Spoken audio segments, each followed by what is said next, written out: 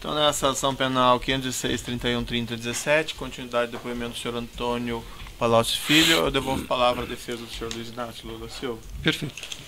Então, senhor Antônio Palocci, eu vou insistir nessa pergunta porque ela é muito relevante. O doutor Sérgio Moro perguntou ao senhor na outra ação se o senhor tratava de pagamentos, contribuições paralelas, não contabilizadas, Caixa 2.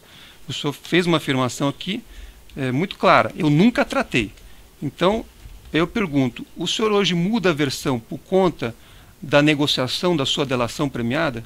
Não, como esclareceu o senhor promotor, doutor Welter, eu não tenho um acordo de delação premiada. O senhor tem uma negociação em curso? Tenho tratativas, isso é um assunto que está a cargo dos meus advogados, eu confio no trabalho deles, são advogados de alta qualificação, com experiência no setor, e confio que eles estejam fazendo o melhor dentro da lei, olhando maneiras de contribuir com a justiça, que é a minha vontade, e maneiras de obter benefícios, que também é a minha vontade. Estou falando claramente que quando o doutor Sérgio me perguntou se eu ia falar, eu disse a Vossa Excelência que ia falar. Eu desejo falar, eu prefiro falar. Acho que há um conjunto de situações que a Operação Lava Jato identificou, que eu confesso para o senhor doutor, né? Então, por um tempo tentei ajudar que essas investigações não andassem. Hoje eu acho que melhor que elas se esclareçam e a gente tente com isso melhorar as coisas. Eu estou fazendo isso dentro daquilo que eu li da lei, que me dá essa possibilidade e que me garante objetivamente, alguns benefícios legais. Então eu estou atuando aqui dentro dos parâmetros institucionais que são estabelecidos na lei. Correto. Naquela mesma oportunidade, quando o senhor foi perguntado a respeito de um suposto crédito de 200 milhões, o senhor disse naquela oportunidade o seguinte, isso é a resposta textual do senhor: o presidente Lula me procurou surpreso, estranhando, e disse: olha, eu nunca tive conversa desse tipo, não foi uma conversa direta, chegou a mim, eu queria entender o que está acontecendo, do que é que se trata.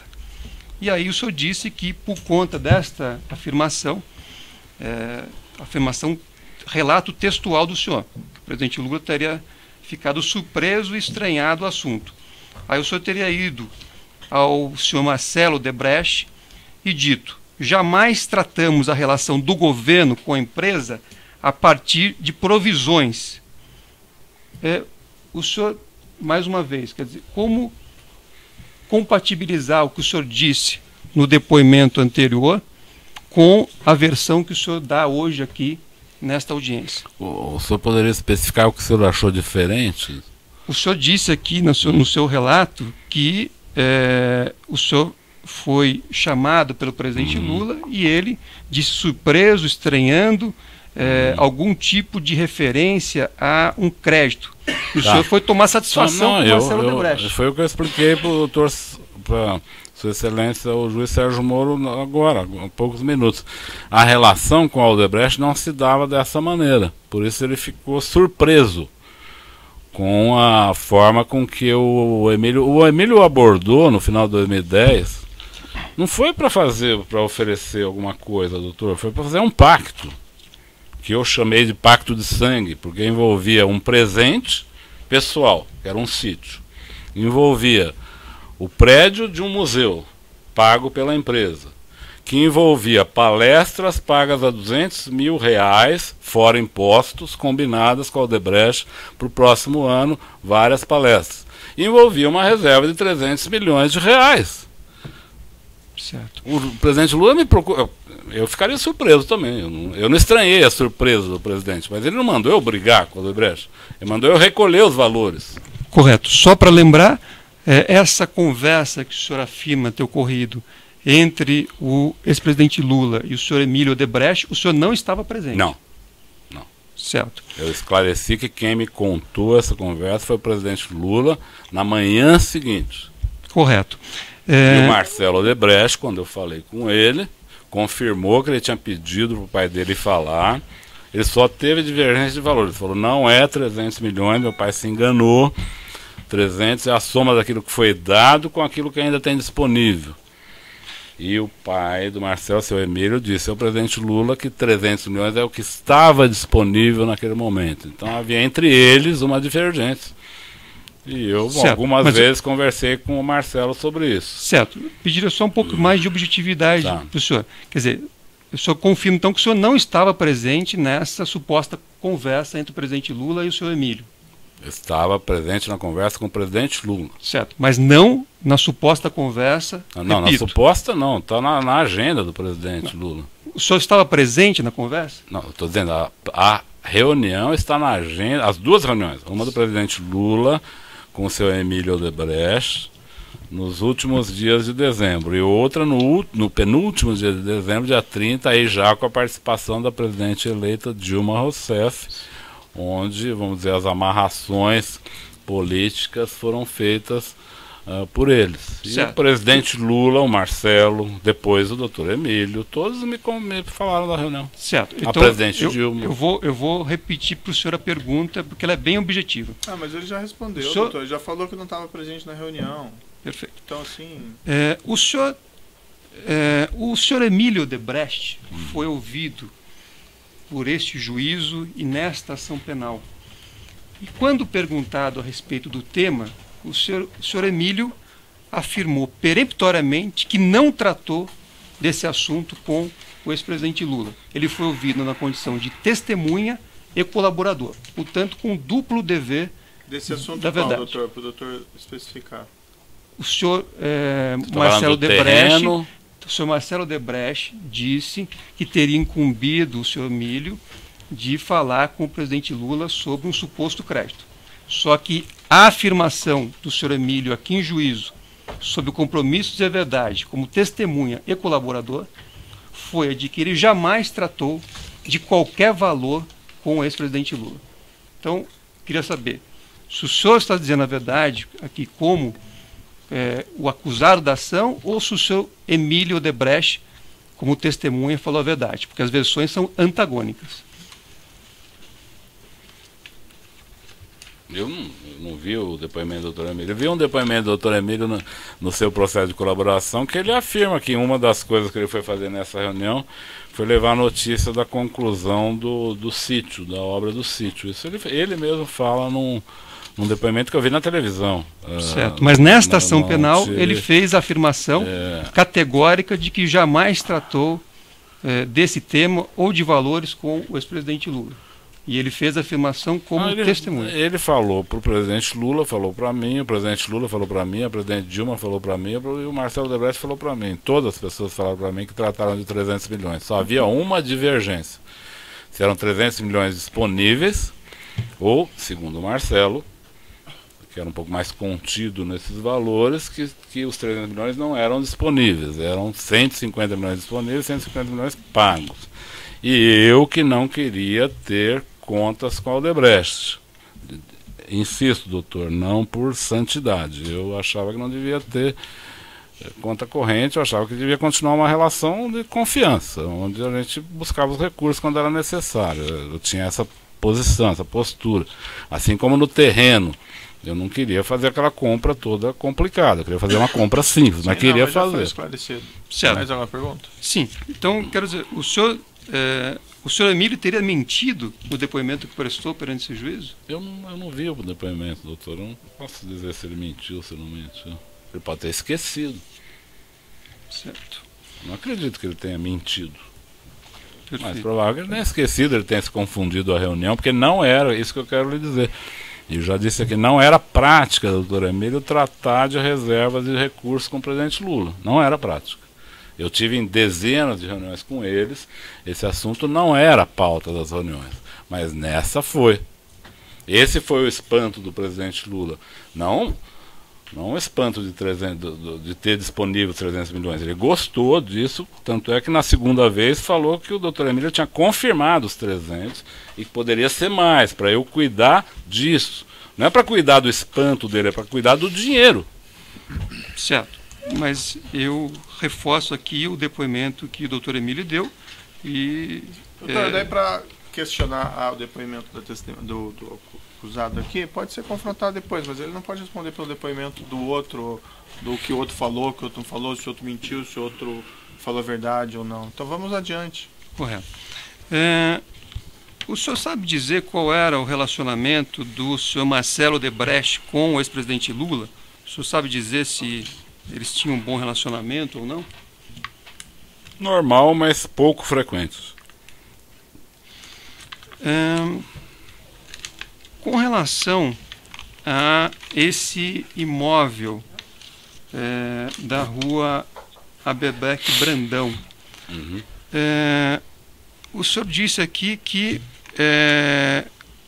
qual era a vinculação dele em relação ao Instituto Lula? Quer dizer, por que é que a Odebrecht estaria envolvida na compra deste imóvel? Porque o Dr. Bonlá e o Dr. Roberto Teixeira sabiam que a Odebrecht era uma colaboradora. Colaboradora talvez seja uma palavra... Desculpa, às vezes eu sou 30 anos treinado para falar dessa forma, mas que a Odebrecht dava propinas frequentes ao presidente Lula e ao PT. Como se tratava de um pagamento de uma propina, ela achou que a Odebrecht poderia pagar esse terreno. Eu imagino que seja isso, porque o Bonlá foi falar comigo, não foi para me convidar para visitar o prédio, foi para eu pedir o dinheiro para o Marcelo Odebrecht, porque ele sabia que eu conversava com o Marcelo Odebrecht sobre essas coisas. Certo. E o senhor sabe dizer qual é a relação desse imóvel com esses 8 contratos que eu citei aqui no início das minhas perguntas? Isso aí. É assim, a empresa trabalha com a Petrobras. A Petrobras dá vantagens para a empresa. Com essas vantagens, a empresa cria uma conta para destinar aos políticos que a apoiaram. O presidente mantém lá diretores que apoiam a empresa, para dar a ela contratos. Esses contratos geram dinheiro, ela faz seus gastos, compra seus presentes, remunera seus diretores, paga seus funcionários e reservam dinheiro. Algumas criam operações estruturadas, outras criam caixa 2, outras criam doleiros. E com esse dinheiro pagam propina aos políticos. Assim. Certo. Isso aconteceu. O senhor Marcelo Odebrecht prestou depoimento aqui também antes do senhor.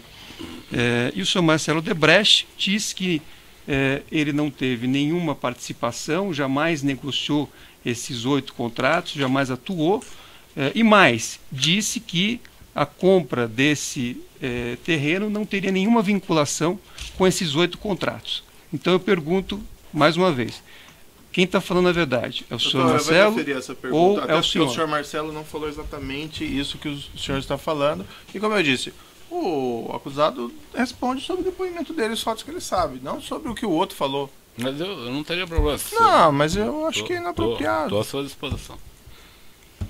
O doutor pode pegar lá no Alegações Finais, confrontar os depoimentos, questionar, mas o que o outro falou, que o outro não sei o quê. Sim, mas foi feita referência, excelência. E o senhor Marcelo Odebrecht falou alguma coisa um pouco diferente também. Certo, vamos ser aqui honestos, né? Se o senhor quiser, podemos abrir o depoimento do Marcelo Odebrecht e ver que ele literalmente Qual que é a próxima pergunta, ele doutor? diz que esse ponto da denúncia é incorreto. Certo. Deixa eu lhe falar uma coisa, doutor Zanin. Eu entendo o seu ponto, mas algumas pessoas falam que o dinheiro não é um valor tangível. O dinheiro é um valor tangível, porque a gente pode palpá-lo, diferente de nomes comerciais, tal, que não podem ser palpados. Mas o dinheiro tem valor universal. Então, a empresa não paga propinas com base na obra X, determina a propina ao deputado X. E as obras entram no caixa das empresas e pagam benefícios, às vezes legais, às vezes legais. Aí, a partir disso, tem, pelo menos na minha relação com a Odebrecht e na nossa relação com a Odebrecht, eu identifico todo tipo de situação. Dinheiro legal que foi pago no exterior, portanto se tornou lavagem de dinheiro. Dinheiro ilegal que foi pago em caixa 1, que se trata de um crime. Certo, então não... Dinheiro legal que pagou por caixa 1, que é legal. Então, mas não é que isso é intangível, o dinheiro tem valor universal. O que existe de fato é que essas obras e outras foram benefícios que a Petrobras e o governo deram para esta empresa Odebrecht. Com esses benefícios, ela pagou suas obrigações e fez um caixa, anunciado ao presidente Lula, que seria de 300 milhões. E desse caixa foi sacado o dinheiro e comprou este prédio, para dar ao presidente Lula para ele fazer o seu instituto. Um erro aqui. O inquérito está bastante claro. Eu acho que ele está verdadeiro o que ele disse. O senhor, não tem como contestar. O senhor sabe dizer se o Instituto Lula teve, em algum momento, as chaves desse imóvel, teve a posse desse imóvel ou teve a propriedade desse imóvel? Eu trabalhei muito para que não tivesse. A pergunta é, o senhor sabe se em alguma oportunidade o Instituto Lula teve a posse, a propriedade ou as chaves desse imóvel? Estou lhe respondendo. Eu trabalhei muito para que não tivesse, porque eu achei que essa operação foi uma operação muito mal feita. Era uma operação que transformava uma patologia numa fratura exposta. Eu disse ao presidente Lula que ele não precisava criar fraturas expostas. Para se comprar um bem, não precisa atravessar a rua e se atirar em cima do bem. Você tem maneiras adequadas de fazer, até porque no caso da Odebrecht já tinha um ilícito que gerou recurso. Não precisava mais um ilícito. Já tinha um, mais grave. Então ali se tratava de fazer o instituto e a Odebrecht fazer a doação. Seria uma forma mais amenizada, ou pelo menos mais camuflada, pensava eu. O senhor já falou, né? Mais perguntas? A pergunta foi objetiva, eu pediria uma resposta objetiva. Palocci, o que ele perguntou foi se o senhor tem conhecimento, se o Instituto Lula ou o ex-presidente chegaram até a posse desse imóvel na Rádio. Chegaram a visitar o imóvel. Visitar. Posse, chave, não tiveram. Eu nunca vi. Tá.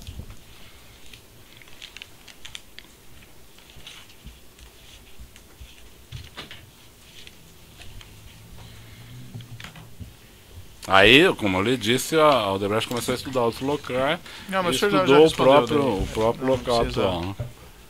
Entrar nessa questão. Certo. Não tem mais perguntas, Excelência. Perfeito. Seguindo aqui na ordem, a defesa de Paulo Melo. Sem perguntas. A defesa de Roberto Teixeira.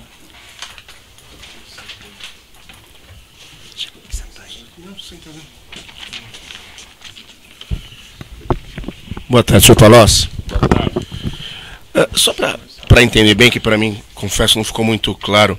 O senhor disse que teve, pelo que eu entendi, um único encontro com o advogado Roberto Teixeira, tá certo?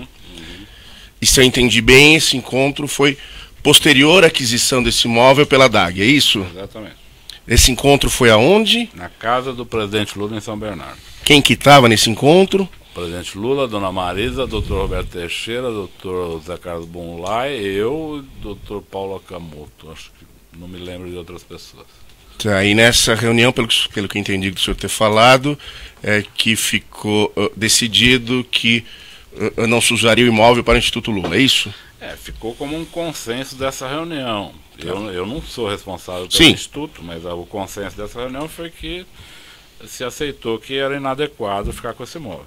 Tá bom. Depois Paulo Okamoto, que era presidente do Instituto, daria sequência às tratativas com a Odebrecht sobre isso, mas a reunião ficou entendido que não era uma operação adequada. Tá bom, estou satisfeito, Excelência. A defesa de Marcelo Bahia Odebrecht tem perguntas? Sem perguntas?